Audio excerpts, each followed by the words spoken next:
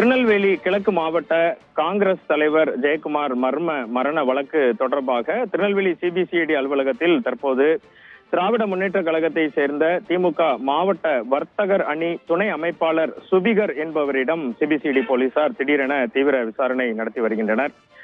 ஏற்கனவே இவரிடம் விசாரணை நடத்தி இருந்த நிலையில் இன்று மீண்டும் மதியத்திற்கு மேல் விசாரணைக்கு அழைக்கப்பட்டு தற்போது அவரிடம் தீவிர விசாரணை நடைபெற்று வருவதாக பரபரப்பான தகவல்கள் வெளியாகியுள்ளது. திசையன்விளையை சொந்த ஊராக கொண்ட சுபிகர் திசையன்விளை பகுதியில் மரணம் அடைந்த ஜெயக்குமாருடன் இணைந்து பல்வேறு தொழில்களை நடத்தி வந்ததாகவும், ஜெயக்குமார் காங்கிரஸ் கட்சியில் இருந்தாலும் திமுகவில் இருந்த சுபிகருடன் நல்ல தொடர்பில் இருந்ததாகவும் தகவல்கள் வெளியாகி உள்ளன. இவர்கள் நெருங்கிய உறவினர்கள் என்றும் கூறப்படுகிறது. வியாபார ரீதியான தொடர்புகளின் அடிப்படையில் மர்மமான முறையில் மரணமடைந்த ஜெயக்குமாருக்கும் சுபிகருக்கும் பழக்கம் இருந்ததாகவும், அந்த பழக்கத்தின் அடிப்படையில் மீண்டும் சுபிகரிடம் இன்று மதியம் முதல் திருநெல்வேலி சிபிசிஐடி அலுவலகத்தில் சிபிசிஐடி அதிகாரிகள் விசாரணை நடத்தி வருவதாகவும் தகவல்கள் வெளியாகி உள்ளது.